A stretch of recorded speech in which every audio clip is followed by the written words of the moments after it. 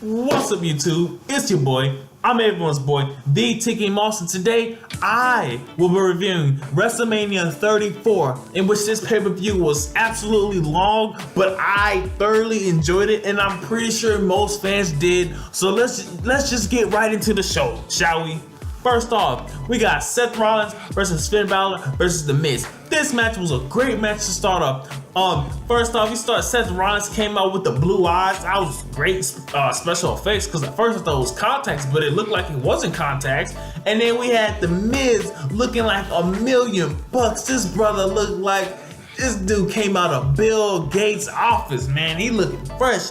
Third, we had Finn Balor. You know, he had his some fans come out, so that was alright. But let's get into the match. The Miz, he started out focused. He started out fine and smart. And then the thing about the Miz, people think, oh, the Miz is scared. The Miz is so and so. The Miz is a smart, well-calculated wrestler. He knows what to do. He's been in the fight game for a long time, so he's gonna go out there and he's gonna play to his head. He knows what he gotta do. The Miz came out here looking good. Seth Rollins was getting hot in a couple of instances. That's what Seth Rollins is best at. He's a guy who's gonna go out there fast, quick. He's gonna hit you with some big moves, and you just gotta be able to take what he's gonna dish out. But Miz, the Miz was actually probably controlling this match for the most part. It's come from a standpoint. The Miz, that's what he do. He's gonna go think he's a ring general. He's smart. He don't get enough credit for that, like I said before. But this match, Finn Balor had a couple of good spots outside. He was getting hot. He did like a double drop kick to the barricade on both of those brothers. And then after a while, the guys just got in the ring. They did what they had to do, and Seth Rollins did like a curb stomp on Finn Balor on the Miz. It was kind of cool. But Seth Rollins got the win, 1, 2, 3. But it was good. In the end, it was a good match. Seth Rollins came out here, did what he had to do. So new Intercontinental Champion. Give it up for the Miz, who was a great Intercontinental Champion. But we just have to see what's next for the Miz and Finn Balor. But congratulations for Seth Rollins. He earned that championship in this match. Let's go. Next one. Asuka versus Charlotte, in which this match to me was my favorite. That's just my opinion. Charlotte coming out here and looking like, gosh, and I said the Miz looked like $1,000,000 coming out of Bill Gates' closet or office. Charlotte looked like the Queen of England, the Queen of the United States, the Queen of Africa, the Queen of the world. She looked like I can't explain how good she looked, bro. I'm talking about from a royalty aspect, bro. She looked absolutely good. And then Asuka came out, she did her normal thing, but gosh, I just had to talk about Charlotte's entrance. That was absolutely amazing.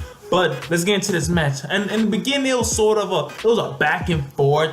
Asuka came out hot, Charlotte came out hot. They was really trying to feel each other. As you can tell, Asuka being undefeated, Charlotte being the champion. Charlotte came out here trying to be smart, she was feeling up on Asuka. She was like, okay, so you like to do this? Okay, so and later in the match, I'm gonna be doing so-and-so, because I know you like doing this. Asuka came out doing what she's best known at, and that's whooping tail. But Asuka, she wasn't throwing everything at Charlotte, if you guys get what I'm saying. But like I said before, it was a back and forth match. Once they got outside, Flair did a moonsault outside. That was cool. Was it? No, it wasn't the hack. It wasn't the hack's moonsault. It was a regular moonsault outside. That was cool. No. My bad. No. She did not do a moonsault. I think she did do a moonsault outside. No, actually, no, she didn't. She did a moonsault inside the ring, but Asuka, it was weird because Asuka had her legs up and she kind of countered the moonsault with her legs. I've never seen something like that before. That was freaking cool. That's what I mean. Yeah, she countered that. That was cool. And then it was a suplex off the apron, but it was like Charlotte did do a suplex off the apron, but it was kind of, and then after that, a couple of moves later, she did some type of Jeez, it was like I don't know the name of the move, but she kind of had him. She kind of had her like this, and she did like a flip. I seen it before inside the ring, but not on the apron to the ring. So that was big. Charlotte did some huge moves in this. Like, I'm telling you guys, go back and look at this match. These women put up, and these women are probably proud of this match more than anything. And in the end, it was a spear, a great physical spear from Charlotte. That spear Charlotte did was so freaking physical, bro. Like, go back and watch that spear. That was big. And then to end the match, it was a figure eight from Charlotte to Asuka. Game over. Once you got in that figure eight, you're not getting out. And the thing about it, I was thinking that Charlotte, I thought Charlotte was gonna lose because I'm like, okay, Asuka. No, yeah, I thought Charlotte was gonna lose because I'm like, man, Asuka, she's on fire right now. She has that fire in her heart for this, man. But man, was I wrong? I learned, do not bet on Charlotte. Don't bet against Charlotte. My bad. But that's how you get down. And I'm proud of Charlotte. Next match, we got. That was the next match, right? No, yeah. We had Randy Orton versus Rusev versus Jinder Mahal versus Bobby Roode. This match right here, it was a good match. This match felt like a pay-per-view match. It didn't feel like a match on SmackDown. Rusev came out beating on Jinder. Same with Orton, he was going out there whooping on Bobby Roode for a bit. But Rusev, he jumped outside the ring. I saw it. That was pretty cool. He doesn't really do that. But for this type of match, I liked it. Because Rusev was trying to go out there and just win matches. He was going out there trying his best. He was going out there trying to prove to the world he should be the United States champion. Orton did a nice DDT. He was winning. After a couple of instances, Randy Orton was winning the match, he did a DDT on Rusev.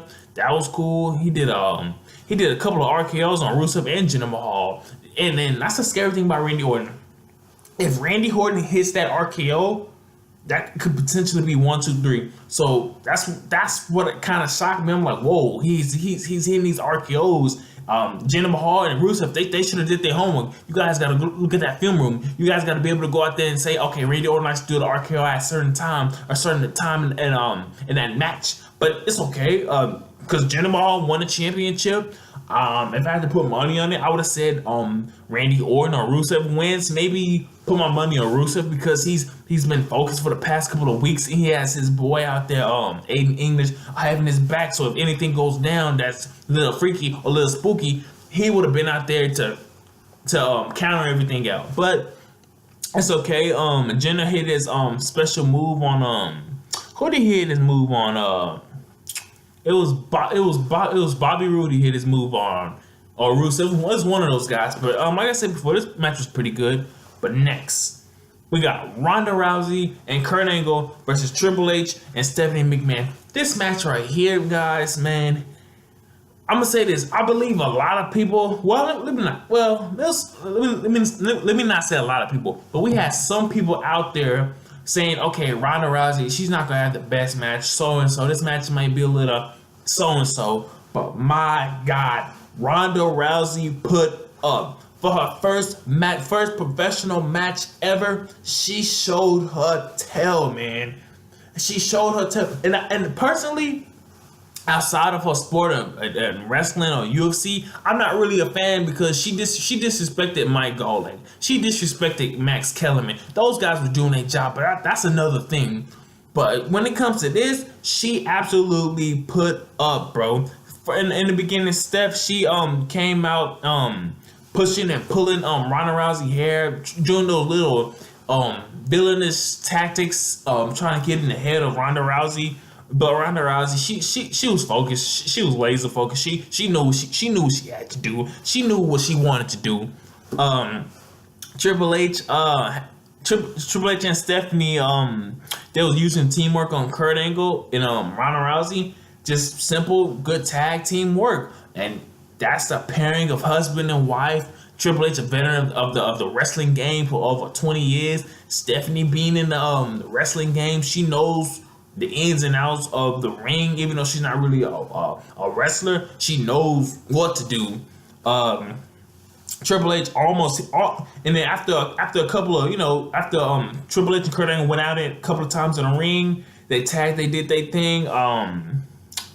The Triple H, Triple H almost hit Stephanie because when Kurt Angle ducked and he almost laid the wood on that girl Stephanie McMahon, but thankfully Triple H was like, whoa. Because he did that, I think, 2 years ago against Roman, I think, or last year. Like I said before, and Ronda Rousey, she was looking nice. She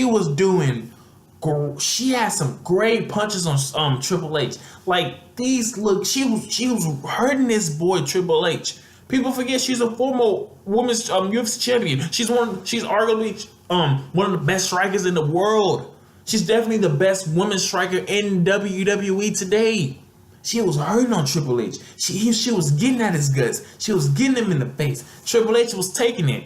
He was taking it. You gotta give Triple H credit for staying in that ring, for, duking it out. He's like, he was like, I love Stephanie McMahon. That's my wife. So I'm gonna be in here. I'm gonna take most of the beating instead of her. So you gotta respect Triple H for doing that, because he could have easily tagged out Stephanie. You get your tail in and you fight. But no, he was like, nah, I'm gonna handle some of this. But Kurt Angle hit 3 Germans on Kurt Angle. Kurt Angle hit 3 Germans on Triple H. He hit him with the angle slam on Triple H. He had him in the ankle lock for a good bit, man. And I think he got to the ropes. And then when Stephanie came in and all that they was doing what they doing, Triple H got the ankle lock on Kurt Angle got the ankle lock on Triple H again. And then Ronda Rousey had some type of some arm bar submission on Stephanie, and at first I was like, oh, that's it, they gonna tap together. But no, they stood the part. And then they countered, they both countered. That was pretty cool. And then after that, basically Ronda made Stephanie tap in the end. That's all y'all need to know. Stephanie McMahon tapped to Ronda Rousey. I think Ronda Rousey broke Stephanie McMahon's arm. I hope I'm wrong. I don't want to see nobody get hurt. I don't want to see nobody get, you know what I'm saying? I'm not into that. I don't want people to get hurt, bro. But man, it was a great match. This match to me was probably the second favorite, because it was just like, dang, bro. Ronda Rousey really put up. You can't dog Ronda Rousey in this, man. She put up. She shut up all those people who were talking all that mess. She ain't gonna do such and such. She did what she needed to do. Next match, the Usos versus New Day versus the Bludgeon Brothers. Oh man, talk about a match that you didn't want to go after. But this match right here was pretty good. The Bludgeon Brothers got the W. The Bludgeon Brothers came out. They took out both teams like this. They took out Xavier Woods on the outside. And the weird part about it was kind of like Usos and New Day versus Bludgeon Brothers a little bit, because the Bludgeon Brothers look so dominant. But Usos, they was working good out there, doing some super kicks, doing some punches in the guts. They was out there fighting, duking it out. That's that hood in them, man. They gonna go out there and they're gonna give everything they have to keep those championships. The first time they're performing in the main card of WrestleMania. Proud of those boys, man. Trying to make that top dollar. But the Bludgeon Bros was just too dominant, really, bro. They double team Kofi Kingston 1, 2, 3. Dominant. Still haven't lost. Never lost. But let's go to the next match, man. A match that nobody thought was going to happen. John Cena versus The Undertaker. Like, if this match was even scheduled, The Undertaker hasn't even been on Raw in about a year. John Cena didn't even know he was going to show up. And that's why I think what happened in this match. Basically, Undertaker, he looked good. He did all his classic moves. Snake Eyes, Old School, Choke Slam, Tombstone, Big Boot. John Cena, this wrestling match right here kind of reminded me of that Rocky Balboa versus Clubber Lang in the first fight. From a standpoint of not being focused. Rocky wasn't focused in Rocky 3. And here, John Cena, he wasn't focused, and at the same time, he wasn't expecting an Undertaker.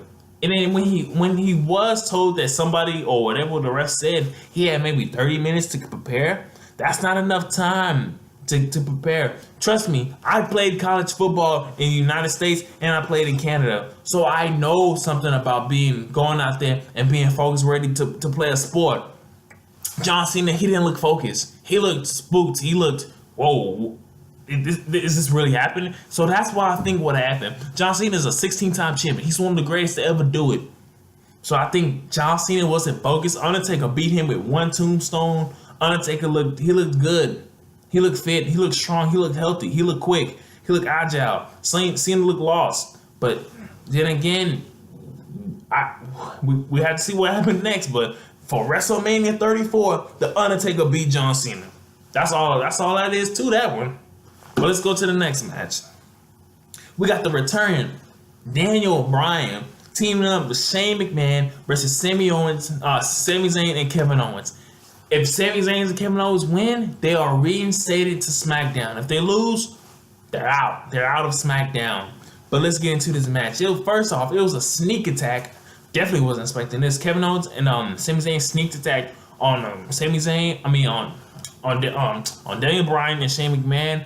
Laid Daniel Bryan out again. He was out for about 15 minutes out on the outside. But man, give Shane McMahon credit for this. Once they took out Daniel Bryan, they double teamed Shane McMahon, and Shane McMahon stayed afoot. He stayed in the match long enough to get Daniel Bryan in there. You gotta give him that. This guy was hurt too. He had the dermatitis, something with the stomach region. That's from eating contaminated food.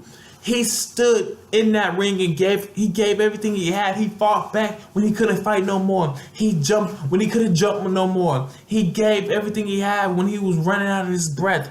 But he did it. He stayed afoot. Sami Zayn and Kevin Owens whooping on him. But when Shane McMahon finally got that tag, somehow, Daniel Bryan came in this ring and he laid these boys out. He came in here. He did his yes kicks. Yes. Kick. He was doing all types of moves of Kevin Owens and Sami Zayn. Daniel Bryan, he's so energetic. He looked so happy in that ring. He looked so focused in that ring. He knew what he had to do. He came out here and he whooped on these suckers behind. And that's something we have to give Daniel Bryan credit for. This guy, and then the crazy part about it, he didn't show any ring rust. He looked like he's been wrestling for continuously for years, no breaks. This guy looked good. He came in shape. He came to fight. You gotta give him that.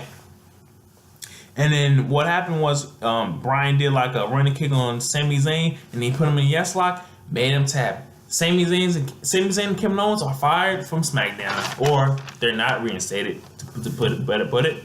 Next, we have the challenger, Nia Jax, versus the women's champion on Raw, Alexa Bliss. This match right here, I knew Nia Jax was gonna win. Nia Jax came out focused. You don't call no woman fat. No, you don't do that, man. You call a woman fat, she will whoop your behind in any sport. But first, Nia took out Mickie James, laid her out outside. Nia came in, dominated Alexa Bliss. Alexa Bliss, she looked like a deer caught in the headlights. She was shocked. She didn't know what hit her. But then after a while, once Nia Jax got, maybe a little tired, Alexa Bliss came in fine and smart. She worked on that ankle. She worked on that back. She was picking specific body parts to work on. So that's why she's a women's champion. She's smart. She's conniving. She knows what she has to do to maintain that championship. And then she put up a heck of a fight. Alexa Bliss did, but Nia Jax was just too much, too strong, too powerful. Nia Jax, it was just her night, basically. Basically, put it like that, it was just her night. The ending was a Super Samoan drop from the top rope. 1, 2, 3. It's one of those things Nia Jax, she was winning. It was her time, but Next match, we had AJ Styles versus Nakamura. Oh man, this match right here to me, to a lot of people, it was supposed to be the best match, but man, this match here, I'm not gonna say it was a letdown because I liked it, but it wasn't the best match on the card to me. It's just my opinion. To me, it's not factual, but to me, it wasn't the best match on the card. But in the beginning, these guys, it was both exchanging blows. It was pretty much even. It was even. The guys was getting in their stuff, doing some elbows, doing some knees, doing some punches, filling out each other. It was slow paced. That's the thing that kind of surprised me. I thought this match was gonna be a little fast paced. They was gonna do the things that's what they're made of or what they usually do. But it was a slow paced fight. Both guys look good. AJ got knocking the calf crusher a couple of times, but not, he countered to a triangle or choke or whatever. That was cool, and that shows the technical abilities of a Nakamura, who's just so soundly funded at this sport. I didn't sound right, but Nakamura, he fought hard, but in the end, it was not enough, and AJ Styles got the W. Nak was working down on AJ Styles. He was working in the gut region, really taking out that lower back, because I believe AJ Styles had, I don't know, AJ Styles, I don't think they're not gonna say it, but I think AJ Styles maybe got some back pain, but it just kind of looks like that, but I'm probably wrong. But AJ got the win with a Styles Clash 1, 2, 3 after the match. Guys shaking hands and all that. I was like, okay, cool. But out of nowhere, Nakamura, he gave that brother a low blow, and then he gave him one of those his special knee kicks. I was expecting Nakamura to turn heel. I'm like, whoa, like, where did this come from, bro? I have no idea, but it was kind of surprising. But we'll see what happens on SmackDown, so just tune in. But next, we got The Bar versus Braun Strowman and Nicholas. Look, first of all, Braun Strowman didn't have no partner, so he went into the stands and he was like, he just went up to some kid and like, yo, you're my partner. He chose him. I'm like, Braun Strowman chose a random kid in the crowd. Like, that's so crazy. My first thought was like, yo, this kid is gonna go to school tomorrow, and then all his classmates gonna be like, bro, you're a tag team champion with Braun Strowman. How did he choose you? Like, this kid gonna be so popular, bro. He gonna be everything, man. That's good for the kid, man. He's a champion. But The Bar, they started teaming up on Braun. Braun was at a definite disadvantage because that little kid, he's not a man. He's not gonna go out there and whoop on Sheamus and Cesaro. That's just not gonna happen. But Braun Strowman stood his ground. He wasn't getting back down. He was not being a punk. He stayed in there. He handled his business on his own. Now, funny thing is, Braun tagged in the kid. The kid stood there. Cesaro was like, and then the referee, what was so funny to me, the referee was like, he was scared. He was like, in his facial expression, he was like, please, kid, please get out the ring. But the kid tagged in Braun. Braun basically took care of business, man. After Braun got in that second time, it was over. Braun hit him with that power slam on Cesaro. 1, 2, 3. New tag team champions, Braun Strowman and Nicholas the Kid. So there you go. Something I've never seen. This the main event. We got Brock Lesnar versus Roman Reigns.